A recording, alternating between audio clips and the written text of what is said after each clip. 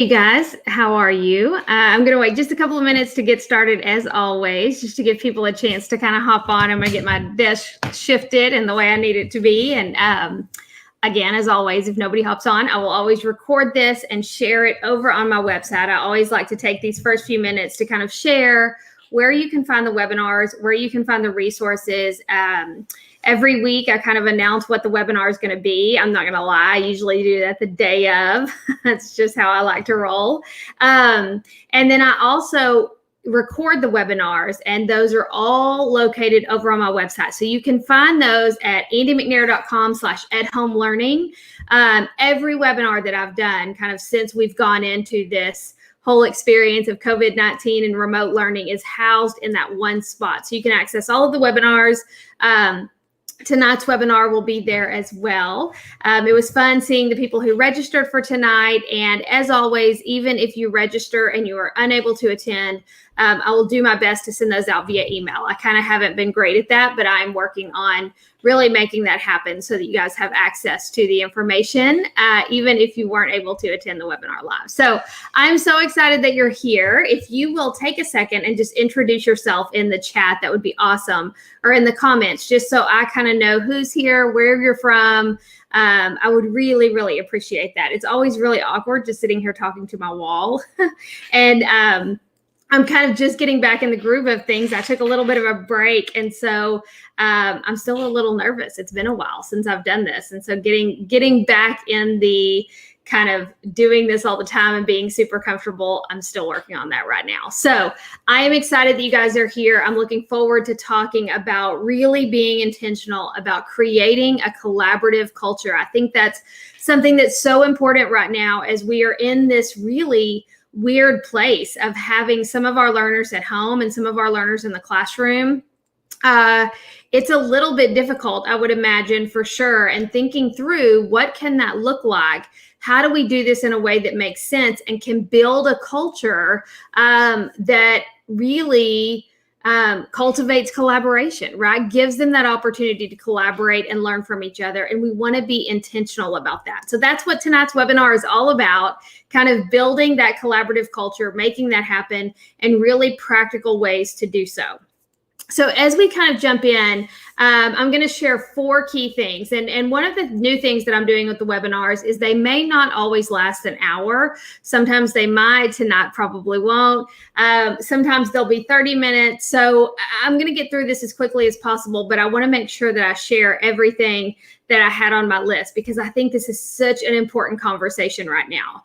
You know, the collaborative conversation and the equity conversation are very similar. And as I was kind of thinking about and planning for this evening's webinar, I kind of realized that, like, you know, there's a lot of things that I would say about equity that I would say the same thing about giving them the opportunity to collaborate, because that opportunity to collaborate is something that every learner deserves, whether they are learning at home or they're learning in the classroom. So we want to make sure that we provide that opportunity. And so that's what I want to talk about tonight. What does it look like to provide that opportunity for our learners? All right, so let's just jump right in. What does it look like to really collaborate? How do we do that? And how do we give our kids that opportunity?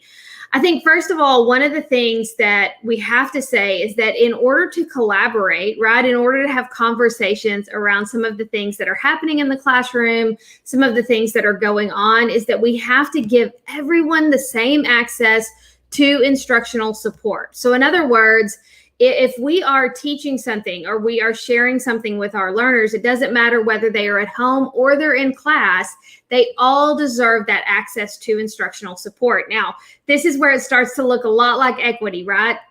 But stay with me here, because what I'm saying is that in order to be given that opportunity to collaborate with kids who are in the classroom, they have to have access to some of the same things that those kids in the classroom have access to.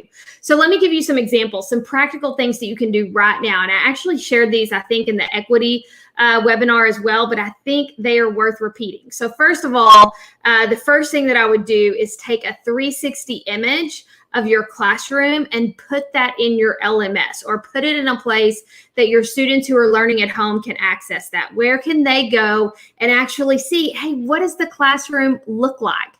What is it? Maybe even do a video, right? What does it sound like? What does it feel like?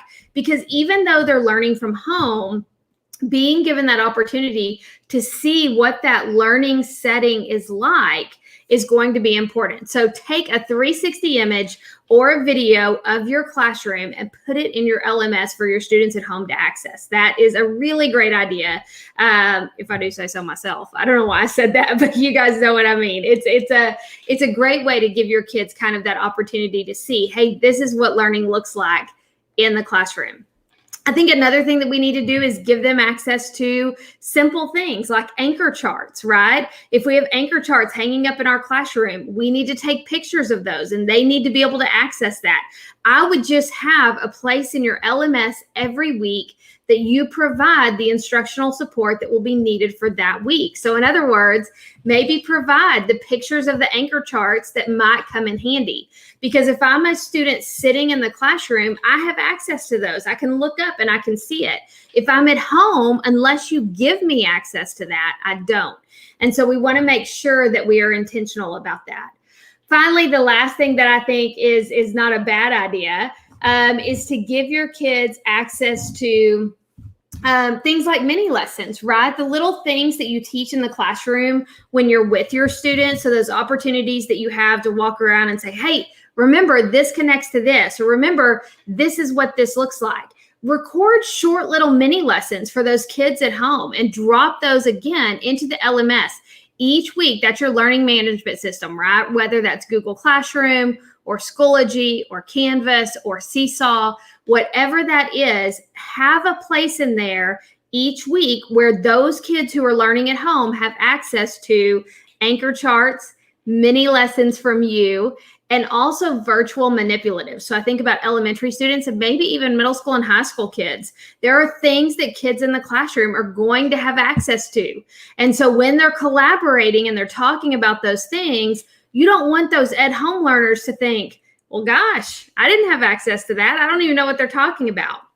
So if you have a manipulative in your classroom or something that your students are using, so maybe it's base 10 blocks or, lots of different things that they have, maybe it's the geometry things, try to find a virtual version of that or a digital version of that you can share with your students who are learning at home so that, again, when they are collaborating, they've had access to the same things.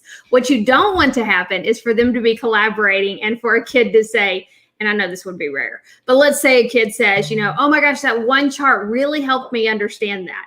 And a kid at home to go, well, I don't even know what you're talking about. I didn't even have access to that. We want to make sure that those kids at home, when they're going to be given that opportunity to collaborate, that they've had access to the same instructional support as those kids who are sitting in the classroom. I think that's priority number one. All right, now that we've kind of gotten that out of the way, let's really dive into what real collaboration can look like. Because I think that it's one of the things that I hear teachers saying a lot that they're struggling with, that it requires a lot of time and a lot of intentionality, and that is so true. But there are some simple ways that we can make this happen, and I'm a big fan of front-loading things, right? Getting things in place that you're going to use all year long, but that give your kids an opportunity to collaborate and learn together. So I'm going to talk really quickly about amplifying every learner's voice. And I know I talk about Flipgrid all the time, but it's not a secret. I'm a huge fan of Flipgrid, the work that they do, and how beneficial it is not only in the classroom, but for those at-home learners as well. And the great thing about Flipgrid is that it doesn't matter where they are. They can record and they can have conversations back and forth. So they can give each other feedback. You can give them private feedback or public feedback. Just that opportunity to collaborate with their teacher as well as their peers is awesome and so important right now, because if I'm learning at home and I don't have access to everyone else in the classroom, that is a disservice, right? That's not okay. We have to find ways to make that happen. And Flipgrid is hands down my favorite way to do that. So let's talk just a second about some things that you could front load, have in place that you could then use all year, and your kids would have the opportunity to kind of share their voice, share their thoughts on one particular grid. So first of all, if you haven't seen Flipgrid, it's an opportunity for your students to share their thoughts, share their reflections, share their ideas, whatever it is on through video, right? So you post a topic and you post a topic resource, whether that be a video from you, a picture, a GIF, whatever you want it to be. You post that, and then there's also a question or something for them to respond to, and then they record their responses. So I'm going to show you really quickly a grid that I think, or a topic that I think every teacher, educator should have in their classroom and every learner should have access to. And it's this topic of reflection, right? Every time I learn something, I should be given the opportunity to reflect on that and to think through, hey, what does this look like? What does this mean for me? First of all, I promise you, if you are not giving your kids an opportunity to reflect on their learning, it's really hard for it to be meaningful, right? They have to make a connection to it. You guys are competing with things we've never had to compete with before. It might be the dog at the back door, the trampoline that's outside. Maybe it is TikTok or video games. Whatever it is, we're competing with things we've never had to compete with before. So giving our learners an opportunity to actually connect to the learning is really, really important right now. So let me show you what this looks like. You guys can see that I have kind of written directions for them. So I said, please take time to reflect on what you've learned in class today. You may scan the code or click the link to be directed to a reflection question or reflect on your own. Please remember that I don't need you to tell me what we did in class today. I was here. So this is just that opportunity to remind them there is a difference between remembering and reflection. And so I love this QR code from Tony Vincent. If you haven't seen this, I talk about it all the time because it's kind of my favorite. It's just an opportunity for you to be intentional about reflection without having to do a lot of work, right? Tony's already done it for you. So this reflection QR code, unbelievable, so powerful. And you can find this on Tony's blog. And I'll actually post a link to that in the comments below when we're done with this webinar. But what I did was I just saved that QR code and I used it as the topic resource in my Flipgrid topic. So I created a reflection group. I created, I think I called it today's takeaways topic. And then I just put the QR code as the topic resource, and I put the link to Tony's website, which is just this tonyv.me/reflect. So if they don't have a phone or they can't scan this, they can click here as well. Now, every time they do this, and I'm not sure I have the link right. No, let me put it in here really quickly. Actually, I don't know if you guys can see that once I leave the screen. So I'm going to stay here. But when they click here, it'll take them straight to that question. But as I'm talking, if you want to scan that QR code, feel free to do that just so you can see what this looks like. But just every day, this is something they could do every day. You would never have to change this topic. You could just make copies of it. You could duplicate it and use it over and over and over again so that every day they are reflecting. And maybe your requirement is you have to reflect on your learning today, and then you have to go comment or give feedback, meaningful feedback on somebody else's reflection, right? So now you're starting to build that collaboration, whether I'm at home or I'm in class. It doesn't matter. It's not like if I'm in class, I'm only going to go comment on somebody who's in class. I have access to everyone's video. So it starts to build that classroom culture of, even though we're learning in different places, we are able to interact and kind of learn together.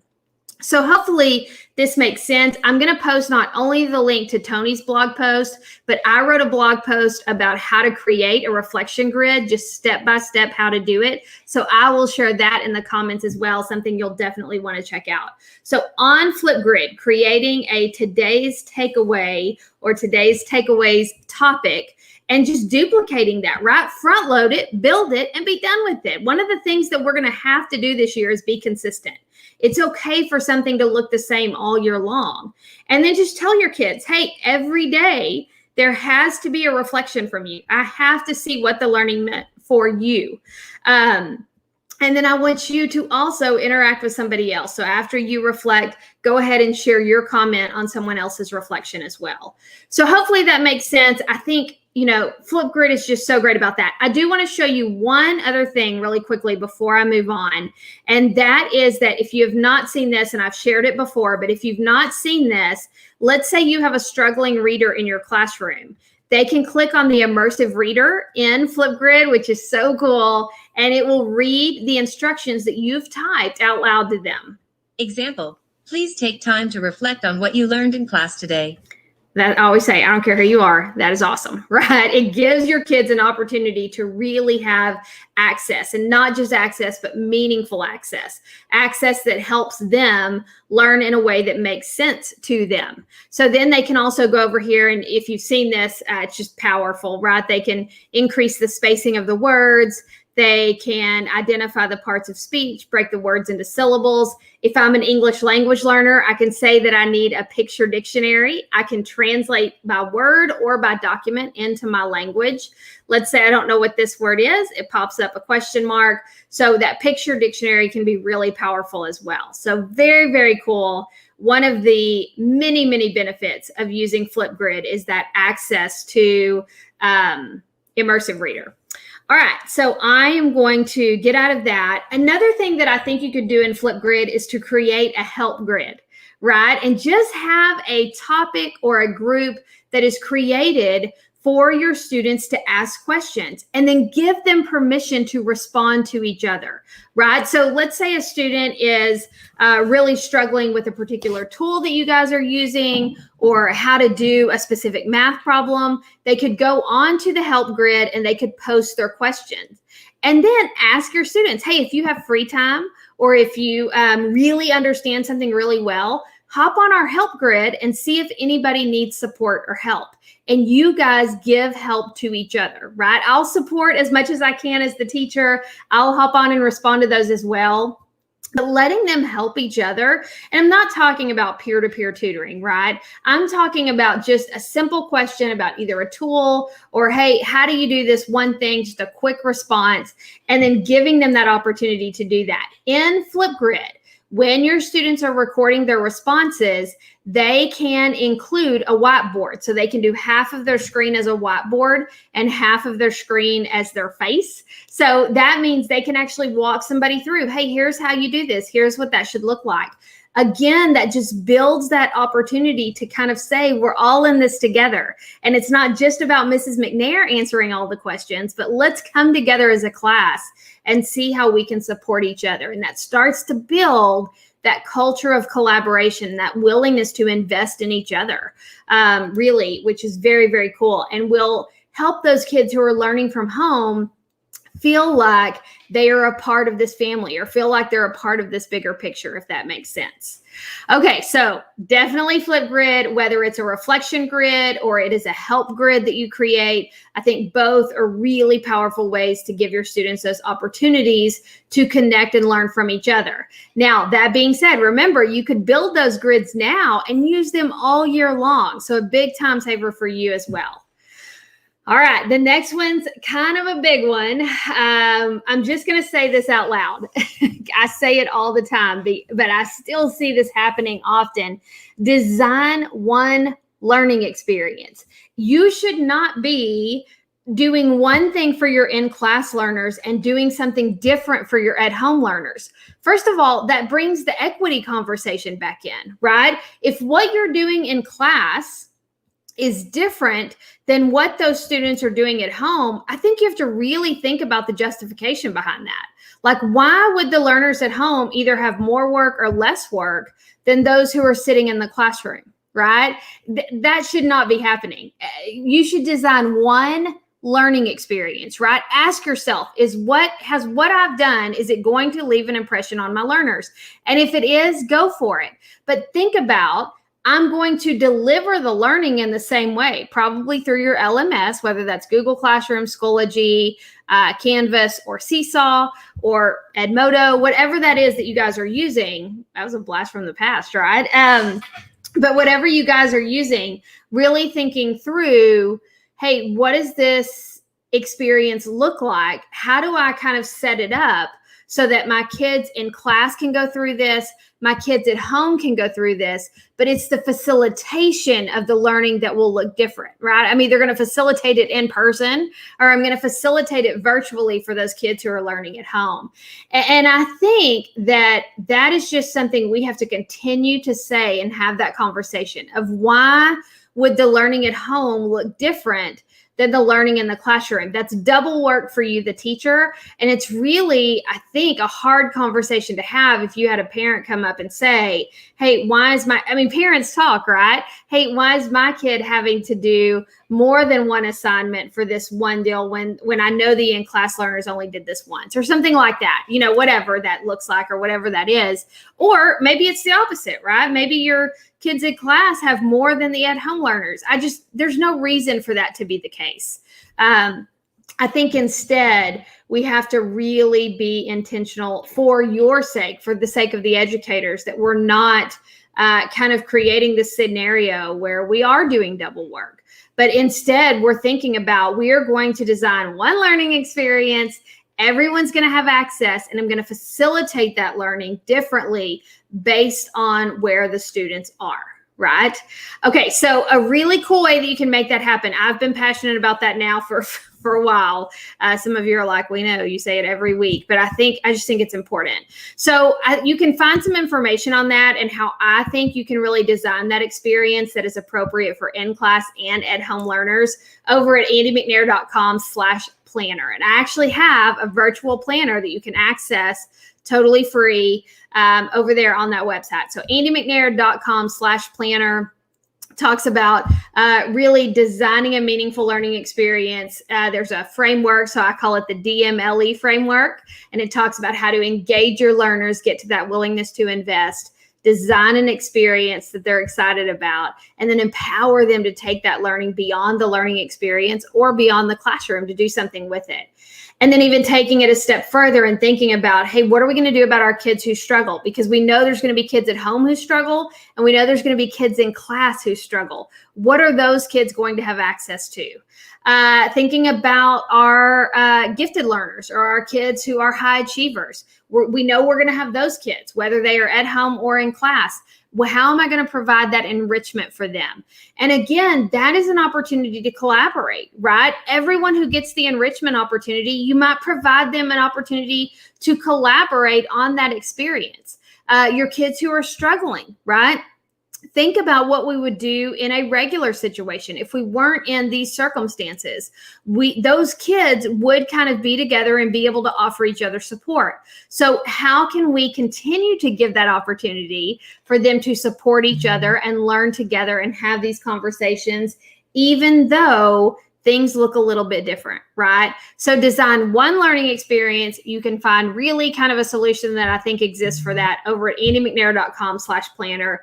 But it really is just about intentionality and saying out loud, I'm not going to design two different experiences. I've got to do this in a way that is equitable, that makes sense, and that gives every learner access to the same content, to the same resources, to the same ideas. So definitely something to think through. Finally is being intentional about collaboration, right? We just have to really think about every day as we're designing, or every week as we're designing these experiences. Hey, what does collaboration really look like for me? What do I think that means for my students? And how can I give them opportunities to do that? Like we talked about, you could do a Flipgrid topic every single day, which is just constantly giving them that opportunity to practice life-ready skills as well as make connection to the content. It's a win-win, right? And so thinking through, hey, doing something like that gives them the opportunity to not only collaborate, it gives them the opportunity to learn how to accept feedback, how to give feedback. It provides them the opportunity to practice communication, right? Even though it's with a computer, still those skills have to be there, right? Eye contact, learning how to use those nonverbal cues, and really listening to someone else as they're sharing, even if it is on the other side of a screen. Also, that opportunity to reflect. That's a life-ready skill. Collaboration, communication, critical thinking, creativity. I always say reflection and kindness should be included there as well. But those are life-ready skills that we know that they need and that creating those things that they do every day is just giving them an opportunity to practice that. A couple of other ways that I think you could be intentional about collaboration is using some really easy tools like Kahoot, right? Everybody knows about Kahoot. You don't have to just play Kahoot with your kids who are in class. Kahoot can be accessed from anywhere. So regardless of where they are, when you play the game, you could tell them, hey, you guys hop on at this time and we're going to be playing a Kahoot. And that gives them the opportunity to play that game with the learners who are in class, so they still feel like they're a part of it. Competition is actually one of the 8 C's of engagement. So doing something like a Kahoot at the beginning of a learning experience is a cool way to get to that willingness to invest, and a great way for everyone to feel like we're kind of all in this together. If you didn't know this, when you create a Kahoot, they don't have to do it all together, right? You can also choose that they work on it independently. So they're still kind of competing. They're still all doing it. They're all working on the same Kahoot. They can all, they're all getting the same questions, but they can work on it on their own time. So as we think about asynchronous learning and kids logging into the LMS at different times and having access to that, you could always use Kahoot that way, right? To do it as an independent kind of challenge where they have, and I think that's what it's actually called, is a challenge. And that way they work on it on their time, but it's still a collaborative effort. They still all have access to that same Kahoot, still that opportunity to kind of collaborate and learn together. Another tool that I kind of love, and I've used this in a lot of my professional learning this summer, is Mentameter. So Mentameter.com is, I'm going to put the link up here for you guys to see, is a really cool resource, and it's free. And I've used this oftentimes in my professional learning to either ask a question, right? You can ask an open-ended question and you can see everyone's responses pop up. Or I've done word clouds before, right? Tell me 3 things that you would use to describe gifted learners, and everybody's words start popping up. So what a great way to kind of build that collaboration for them all to be on. And even your kids who are not in the classroom, their responses can still be seen with those kids who are in the classroom. So you're building that kind of opportunity for, hey, we may not all be in the same space, but that doesn't mean we can't collaborate. And it doesn't mean we can't come together and share our responses and share our ideas. And you want to make sure that those kids who are learning from home, we want to make sure they know that their voices have value, that we want to hear them, we want to see them, we want them to be a part of our classroom culture. And so doing something like that, and just telling your kids, hey, if you could hop on at this time, I'm going to send you the link, and putting that in your LMS, or letting them put theirs in a little bit earlier, whatever, provides that opportunity for, again, them to see that you are willing to do something different so that their voice is heard and so that they feel like they are a part of the classroom culture. And I just think that that is so important right now. I worry so much about those kids. You know, really, we're worried about all of them, right? But I mean, when we think about those kids who are learning from home, it's so important that we give them those opportunities to interact and to have access to their peers in a way that is meaningful, and also in a way that is manageable for us, right? I say that all the time. It has to be manageable for you, the teacher, but it also has to be really meaningful for our learners. And I think without collaboration, things can tend to not be meaningful, right? And if you think about a learner who is just logging into an LMS every day, checking off boxes, I did this, I did this, I did this, that is probably not going to result in the results that we're looking for, right? It's not going to end well.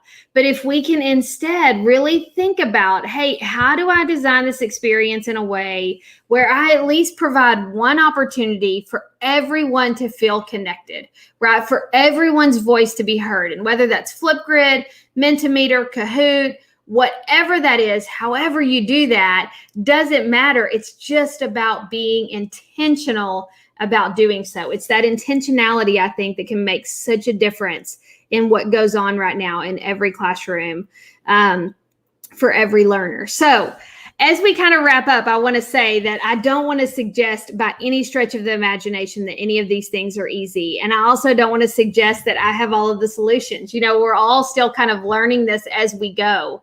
I think it's just really about reflecting on the remote learning experience, what happened in the spring, and thinking about what we've always known to be best practice, what we've always known that our kids need, and coming up with practical solutions to continue to make some of those things happen. And so I think collaboration really fits in there, right? It really is thinking about, you know what, during the spring, there were kids who were completely disconnected. They had no access to their teacher, and that's definitely not your fault. A lot of times that was just a lack of being able to be connected. But they had no access to their teacher. They had no access to their peers. And then they, you know, we had those students who just, we never heard from. We had no idea what happened to them. And so now I think that tells us, okay, so that collaboration, that connection piece is something now that we have to be really, really intentional about, and we have to make it happen for our learners. So I hope that that makes sense. I hope those are some practical ideas that you can take and you can use. I'm going to drop some of those links in the comments below. I just want to say how much I appreciate you guys and the work that you're doing. My gosh, I know that it's not easy.